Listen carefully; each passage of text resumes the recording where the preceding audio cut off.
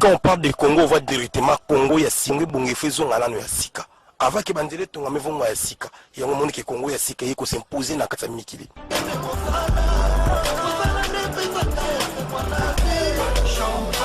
Congo, il y a Sika, c'est super. J'adore le Congo.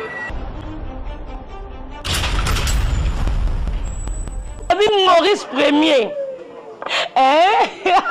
Babi moi mon balé papa oh tonton oh ba kombo nyoso na pesa ye ndeka na lobaka Maurice Premier Congo ba Congo zango babi Congo ya sika.com Congo ya sika ya Maurice Premier.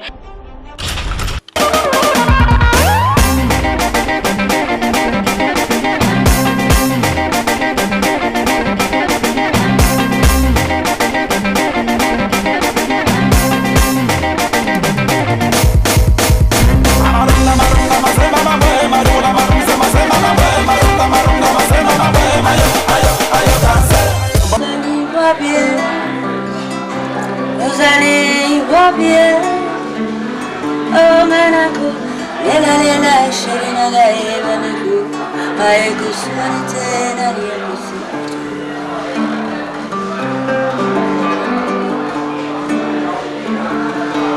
Otiki vane, ngaina ma, manako, lela shiri naga evanako. Aiko suanite na liakusi.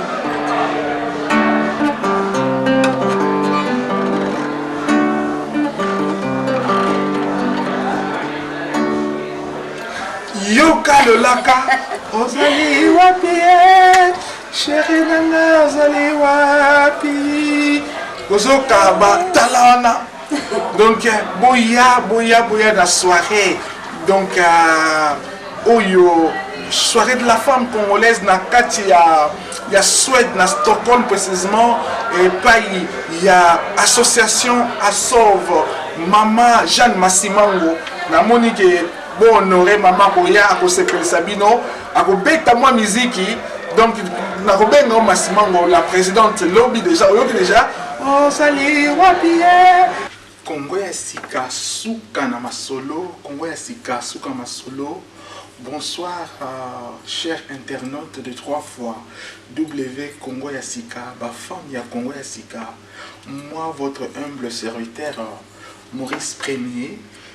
Naye sous pas nabino pour na koloba toujours que tozali nangolu na nzambe tozali toujours nangolu na nzambe ba stratégie toujours ya kitoko ba stratégie ya minene tozo sala pour nabino pour l'année 2016 par la grâce de Dieu tokomeka ndeni tokokisa yango lelo na botu na lelo na zali awa naye vraiment na rendez-vous moko munene à un hôtel awa na kati na Oslo pour nakokutana na manager moko ya sika oyo ya mundele aningi tout ça la partenariat na ye pour na etali culture congolaise parce que bino boyebi ke ba masolo so ba mindele bazali tiaka soit encore plus de sérieux.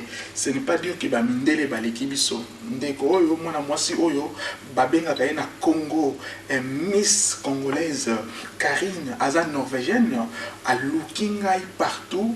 Alors vraiment on a dit n'attente mais lelo oyo tokokisi rendez-vous tout ça les contrats mo comme ne boromona yango a na kati na hôtel oyo ya mbinga vraiment avec honneur et kalate nazo kindo yambaye et surtout pour na ba o itali culture o itali ba théâtre o itali ba cinéma o itali ba festival a minene oyo bande ko mingi ba participer comme ba nigérien comme ba ivoirien oyebi ke bazu musique na biso baza ko donwa nango bazo nango mbongo ebele mais Congo vraiment eza ko zonga sima biso za ba congolais toza na makile ya Congo tozali wana pona vraiment ko soutenir mboka na biso na ba domaine nyonso eza na domaine politique eza na domaine religieux eza na domaine culturel vraiment Congo aza na besoin de soigner na biso surtout de la diaspora to apporter pierre moko vraiment na kati ya édifice il y a construction ya mboka na biso Congo. Yango na domaine de telle culture, na domaine de tel vraiment social, naza mingi nango po nazu formation na tangiawa et puis nazu diplôme naza ko connaître otanga nzamba ko sunga kala te tozo sisa lisusu poto baksa maele. Ce bon mona nga so mingi te za par rapport il y a connaissance parce que vraiment esengi to baksa maele. Pourtant to ko sunga ba na biso diplôme za wa pi maele ni zui. Qu'est-ce que tu amènes pour le Congo? Alors vraiment na do c'est la kenza ba pesi opportunité na tanga na se former pour être dans na Congo na apporter un plus vraiment pour na édifice mboka na biso parce que les pays de l'espoir, les pays où changer mokili, les pays où tout le monde a se focus na yango. Yango na sans plus tarder na zali na se préparer na zokuta na chambre pour na se préparer et puis toujours kuta na yé et événement oyo il y a nani ya Oslo événement parce que bande biso to créer projet moko chauffer Scandinavie to retravailler mona Karine Miss congolaise azo loba lingala azo loba swahili aza musicienne aza vraiment to sali contrat moko menene na bureau à un hôtel et puis yango de to ça na Congo to promouvoir artistes congolais na Italie ba festival na kati monde to bengango Congo Music World. Donc, ma musique na niveau ya world, aussi to créer studio. Ils ont un lemba studio déjà d'enregistrement et to retravailler un partenariat na Afrocom. Bango pe basé aux États-Unis, basé na Congo déjà et to promouvoir la culture cinéma, par valeur culturelle. Sans plus tarder, na continue à se préparer et puis to les images vont parler d'elles-mêmes. Chambre dans les arts, donc ce qui m'a sauvé ça sérieux, il faut mettre les moyens. Quand on met le moyen, ils ont réellement pour aider. Baminde le moment que tout ça la maramba sérieux, il y a mon azul place tout ça la contrôle, ça va pas tirer.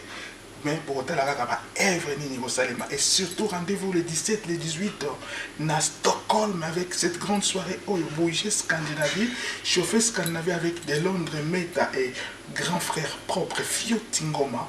On a bandeko bazana Suède et surtout Ekiri et si c'est Stockholm mais toujours kutana boyoka bambela ne to pesa la bino kalate.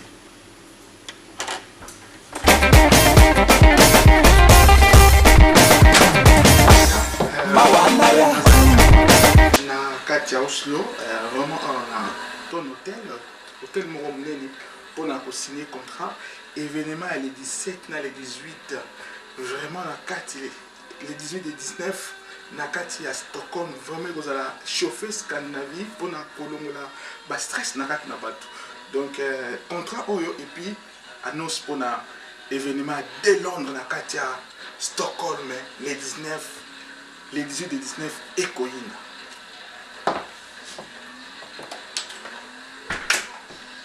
Ça les bannis mboka mali les autres mboka ya moto. Chauffer Scandinavie na culture, chauffer Scandinavie na misala, chauffer Scandinavie na ba initiative ebele. Yango boyebi ke mboko eza mboka malili, quand mali eza mingi stress ezali, mais pour na kolongola stress na mois de la femme, vraiment association à sauve. Ya maman Jeanne et vraiment Ngouli la grande dame, Maurice Premier que vous voici, donc ils ont organisé vraiment soirée moko pour honorer ma maman. Honorer ma maman, non seulement maman congolaise, toutes les mamans du monde entier.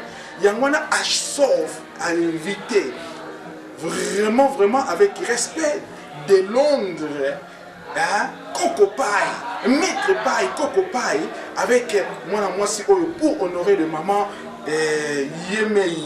Donc, moi et puis Abengisi Lissoso, notre artiste à Scandinavie, Fio Tingoma. Alors, quand on parle de Scandinavie, Maurice Premier est là. Alors, vraiment, événement, les années 18, et puis les années 19. C'est-à-dire qu'ils ont 2 jours d'événement pour nous se payer sa maman, pour nous se payer.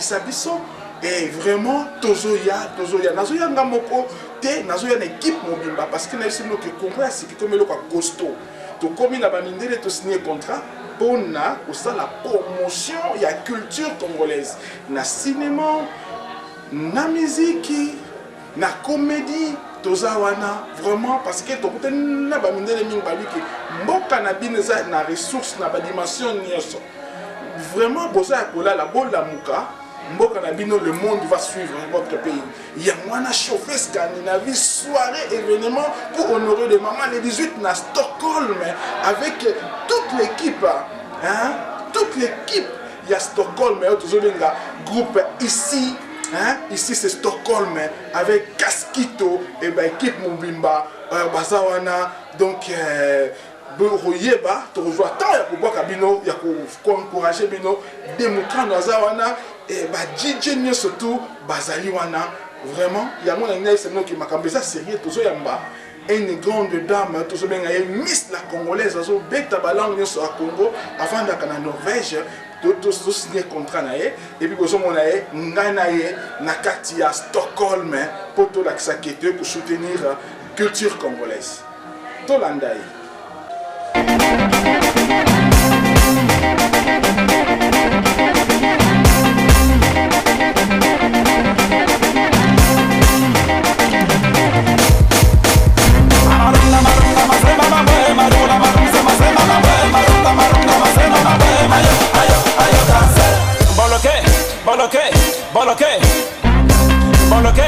Boloke Mawanaya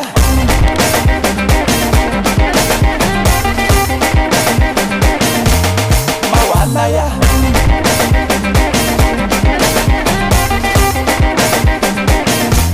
Mawanaya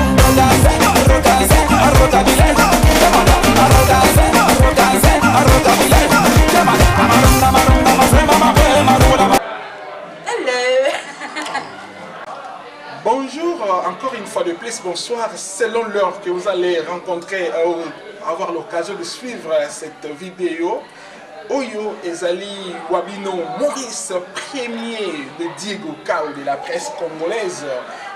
Lelo Oyo Eza vraiment annonce moro yamunene par rapport à événement moro goleka na Suède autosobenga opération chauffer Scandinavie. Chauffer Scandinavie pourquoi? Parce que Scandinavie est mboka yamalili. Alors biso en tant que artiste, en tant que congolais, en tant que africain, na ba norvégien, na ba Suédois, na ba danois, toyokani vraiment il faut te promouvoir culture. Et les Oyo, je suis pas seul. Nous allons vraiment animer cette émission pour la promotion et la journée de la femme. Tout ça, mois de la femme, mois de mars, c'est le mois de la femme. Oyo, vraiment, nous avons honoré ma maman de Scandinavie à travers une grande soirée que organisation ou bien association à Sauve, la Suède avec maman Janine, maman Jeanne. Massimango et Ngouli la grande dame et Maurice, que je suis Maurice Premier, pour organiser dans Mboka la Suède, inviter de Londres, que je suis son manager, inviter Meta pour honorer les femmes et puis inviter Fiotingoma. Mais les Oyo, je suis venu signer un grand contrat na une grande dame, Miss Congolaise, Miss la Congolaise, la voici. 100% congolais plus que le congolais est même.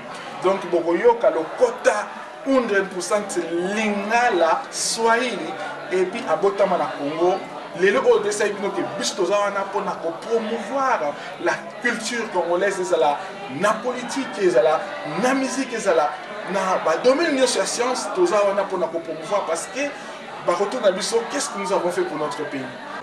Véritable pote za bakoto vraiment la Norvège, la Suède, la Danemark, vraiment on a des Scandinavie place vraiment pour voir si devant Dakar. Opération chauffer Scandinavie avec des Londres, Meta et sans oublier le star de Scandinavie, Fiotingoma. Opération chauffer Scandinavie les 18 avec Ngouli la grande dame, les 19 avec association à Sauve des jeunes Massimango. Donc, votre invité spécial, Maurice Premier de Diego Kao, je ne serai pas seul, je serai accompagné avec celle qu'on appelle Miss Congolaise. Miss Congolaise, Azali producteur, producteur, Miss Congolaise, Azali artiste, Miss Congolaise, Azali ambassadrice. il y a culture congolaise awa nakati ya Europe mobimba. Vraiment to solo ki makamango banda kala melelo ezoko kisama Miss la congolaise ozo a responsabilité ya ko soutenir musique na biso eza na ba festival ezala na ba concours aminene et puis pour promouvoir musique na biso au niveau world music international parce que le but musique congolaise c'est le mot ya valeur.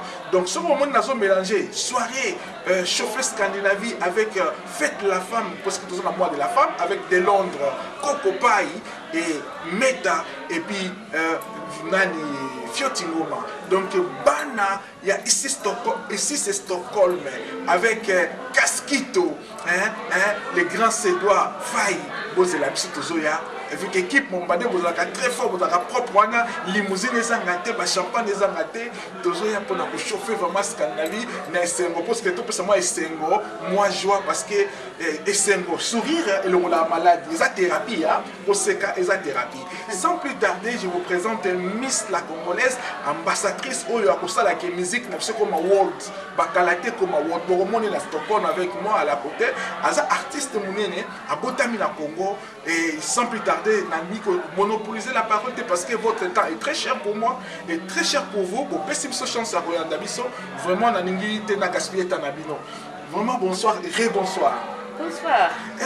Karine, yo botami na Congo, ozolo balingala, eza vraiment très surpris pour na ba mindele otoza na bango awa na kati hôtel o ya mbinga lelo. Sentiment de zandengini vraiment tango sur la lingala. Bon, comme balanga ezali Karine ngana botami na kolekuna na Congo. Na Bondu. Kisangani.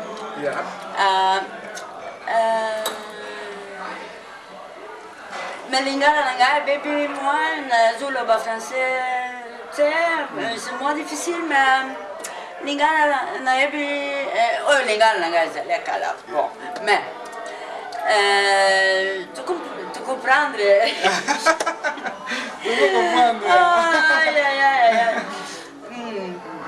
donc Karine Azali norvégienne abotami na Congo na Bondo autour ya Kisangani kuna et papa na yazaki missionnaire et baza bato vraiment basali mingi pona éducation na Congo pona mate ya nzambe éducation pona encadrement ya ba famille mingi ba parents na bango basali na mboka wana c'est-à-dire que vraiment ba investir mingi na etali éducation spirituelle et physique.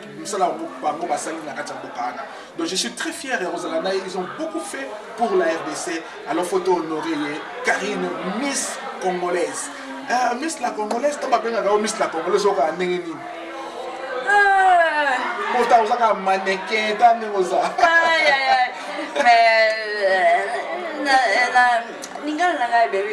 so sometimes I will go into English, right? Blend. Yes, I blend.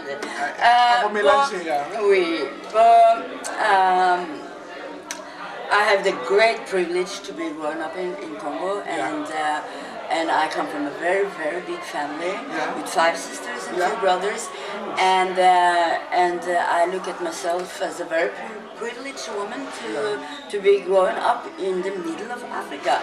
It's very good music, very good food, very good people, and I'm a musician. I like to play guitar, I like to sing. Sing is my best thing. I grew up with dancing in Congo. I'm quite good dancer.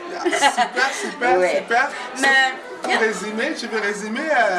Donc, à Zobaka Lingala, de temps en temps, à Oumeli, à Oumeli, à Zobasu Lingala, à Zoyoka Lingala, 100% à Zoyoka Yambo. Moi, je tonga écoute exactement, je tonga parce que je tonga la Langila.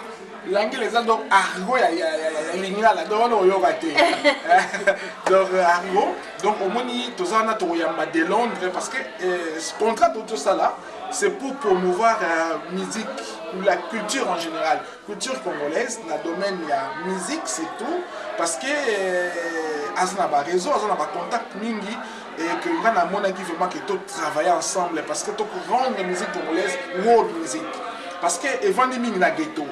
Beaucoup de gens ne découvrent pas la musique congolaise. Dès là, on parle beaucoup de la musique nigériane, dans ma boîte, ça va m'aider. La musique à Congo, c'est vraiment la musique africaine, à 10%.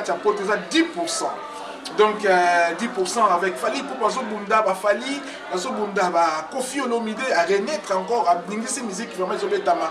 Donc selfie de Zobetama Awa. Donc coup de chapeau à toi Kofi Olomide. Donc Bisso Tozarana Congolais, qu'est-ce que nous devons faire? C'est pour soutenir la musique la Bisso, pour soutenir la culture la Bisso, mais sans oublier que Mbokapé fait bonga, c'est-à-dire que tant que tu soutenir tu la distraction mais dans le bien, dans le bon sens que tu perds lobby, tu as besoin de bilo konyo soana. Alors Bastar, artiste congolais yo Papa Wemba, la vie est belle. Yeah. Le Kwankanza, Mingo. Kofi Olomide. Yeah.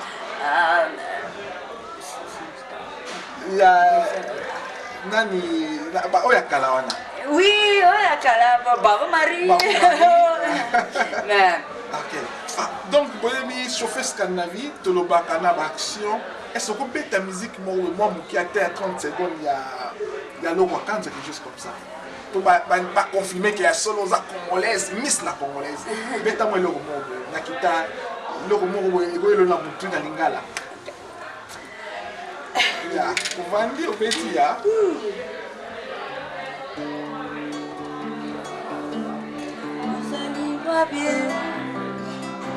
Vous allez voir bien.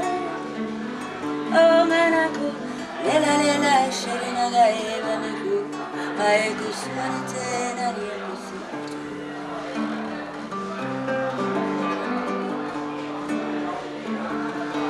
Otike bana, ngaina ma, manako, lela chérie naga ebanako, aeko suanite na liamusi.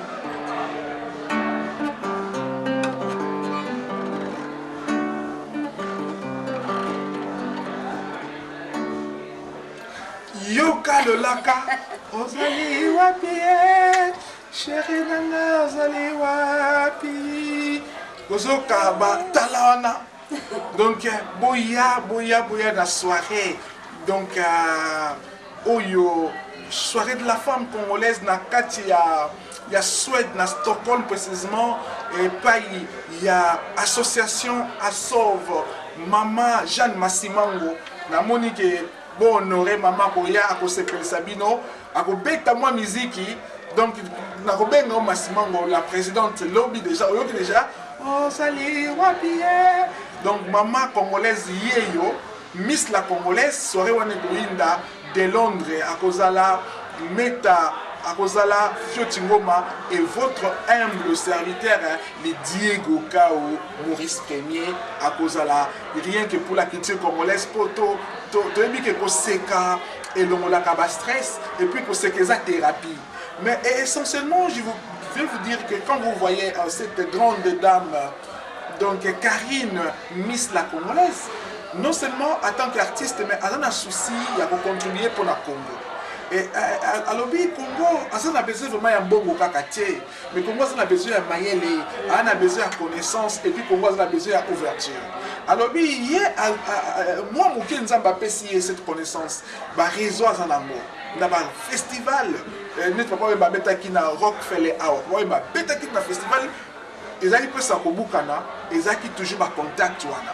Alors, tu as promouvoir la musique vraiment à niveau, il y a 7 ans bana les enfants de la rue bana la kanani bana ba mettre la musique les oyo tobi que petit na biso leader azu chance pas ya Fali popa Fali je te salue vraiment depuis Scandinavie to solo laka nazaka très fier na yo surtout na ba œuvre zo sala soutenir moi na ana petit na biso ndundu die pazoya subo ko aider ala na libanda za boyebi que le poso ya pembe ya ndundu elingaka moite taninga komi so il toko aider à travers Vision Salsa comme vous allez bien parce que c'est déjà studio on a lemba na avenue Chopo numéro 52 donc ni kaka studio on déjà pour la musique na biso ça est presque gratuit ya ba oyo nous passons na ba musique bana mikia na loko moko ya ko nimisa mokili à passer toujours la numéro ana 92 00243 903 981 411 na Okomayango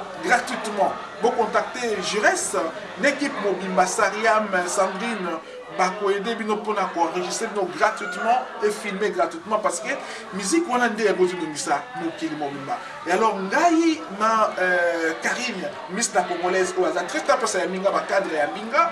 Donc ça nous prouve qu'il y a du sérieux. Donc to lingi to tombo la musique wana na dimension ya world. Donc Congo musique world. Naïe ensemble. Tout le monde est au pesa mbongo mais toujours pesa maïle na biso na ba relation na biso nous sommes na papier pour la musique na biso qui est liboso. Ba orchestre nous sommes na Congo bozo na biso à travers Congo ya Sika. Bozo contact na so benga biso to ebi to ko encadrer bino to ya naïe na Congo et pour na total nini to pour ça là pour te contribuer à la musique na biso. Et ça là ba festival na Japon, ba festival en Amérique, vraiment to ya total nini to ça là ensemble na Karine pour pouvoir la musique na biso. Mais les savons que Ekoinda les 18 Chengouli la grande dame avec Maurice Premier et de Londres Coco Chouak hein Metama Pangi et puis directement Guys, you don't come as no surprise.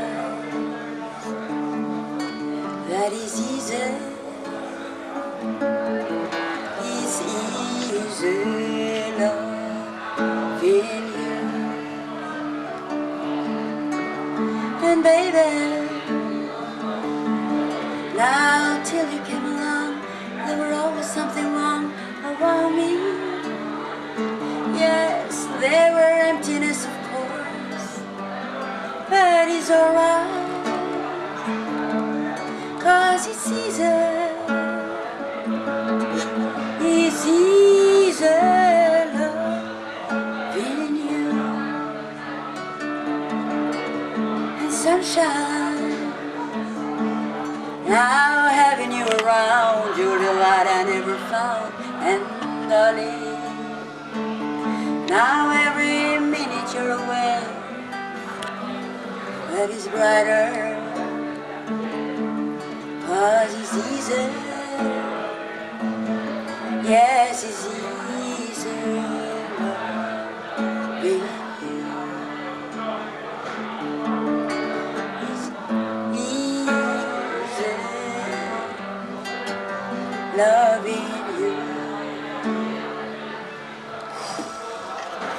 Yaboye Okosongo Wapi, Yaboye Okoswapi, Miss la Congolaise, la belle femme de la Sabino qui est Mongo Yaboye, Aïlobi qui est Arumema Masolo ya Congo, musique ya Congo, Masolo ya World.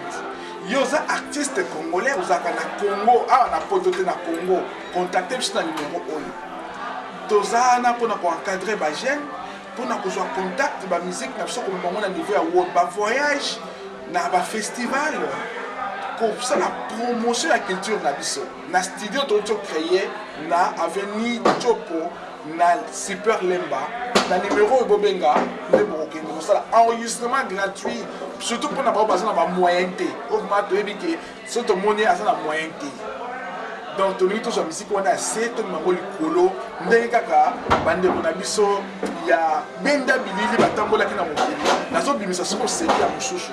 Mais sans oublier événement, soirée, chauffeur Scandinavie, opération chauffeur Scandinavie, mois de la femme, Nakati à Stockholm, les 18 chez Mouli, la grande dame, les 19 association à sauve de Jeanne Massimango, journée internationale, ba maman congolaise karaté, ba maman ya Norvège, ba maman ya Suède, biso stop de la pona Maurice Premier, votre humble serviteur, à cause de la ana et ko inda na ndenge ya bien pour na ba thérapie ko la ba stress, ko dégager et puis ko soit bonne santé.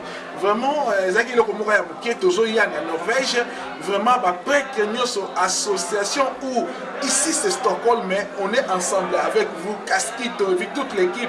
Mais invisible, journaliste invisible dans le monde. Journaliste invisible, Tobimis na Congo Sika. Journaliste invisible, Toto Bambala, Toto Bamba secret. Bokomona mwana mwasi oyo kitoko bokomona kaetie. Journaliste invisible, Nazoya Koubimisa de Londres, Tozo Bimisa, Karine, Tozo Bimisa, journaliste invisible. Est-ce que le journaliste invisible? bokomona kaka bavoix bokomonaka ye te journaliste invisible les 18 nde bokomona ye bokomonaka ye te boyoka kaka mongongo tozopesa ye bendele na pouvoir. Donc merci beaucoup sans plus d'avoir gagné temps ici tous en mabele tous tout ça là on a plus le temps toujours bima sikoyo mais merci Karine Merci pour avoir accepté l'invitation à content tout ça là et que naebi que j'espère que tu es au Kenya Musika et puis toujours en Congo pour tout un artiste et tout à la tout ça là. Donc moi bambote si tu viens ma bote aux moi pas trop parce que bambote était na Congo là. All right. Pourquoi parce que moi bambote? OK. Merci vraiment. Bah oh vas-y chance pour l'andabiso. Boza tellement ébélé na katia Norvège, Blaise Alingi, café noir de la Norvège. Vraiment na peso bambote la mignonne na peso toujours bambote na peso sous mbote et pas il y a trésor Loa business est-ce que yoza yé vraiment Gabi Kilima na pese bambote na pese mote et pas il y a vraiment Patrick Bachizi na Chapchubor félicitations na ba film ozo sala to sangana to mama na wo bima na ghetto vraiment merci beaucoup na ba contact pour nous on a ba grand artiste nigérien appelle-moi bon moi na même ça n'écoute de Liboso donc je félicite aussi Big DJ oyo asa déjà na niveau États-Unis parce que ça la bamisala qui toko na Danemark félicitations neto solo qui votre humble serviteur est là pour être événement il y a Weranson la production et que Liboso na Danemark donc tu peux se montrer pas un grand DJ à Danemark donc dit Coco et Bafana les grands DJ na pesio bambote mingi et na bosanité ko pesa mbote na Anna Kibamba mama Pamboli na pesi mbote na Yakuza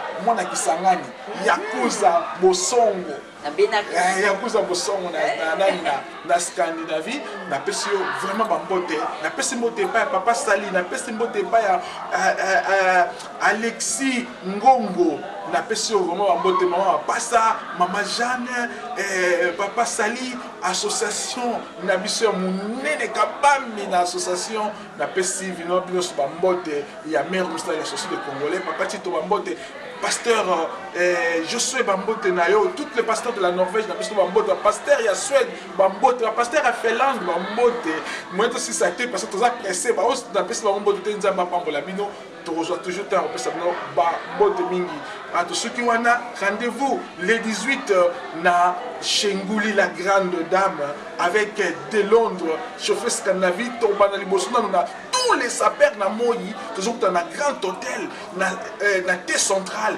donc wana ngam na tia ba moyen tous les sapeurs au bengangai to kutana na de Londres avant soirée to ko sala mona moyi to tourner na moyi pour tout le monde vraiment bana Scandinavie bana Stockholm mais c'est Stockholm na makasi ya mwana mobali oyo kaskito ba limousine loko pamba ba champagne loko pamba est-ce que balandaki est-ce que bakokaki de tika Maurice Premier est là on est ensemble pas de polémique pour construire la diaspora merci à très bientôt.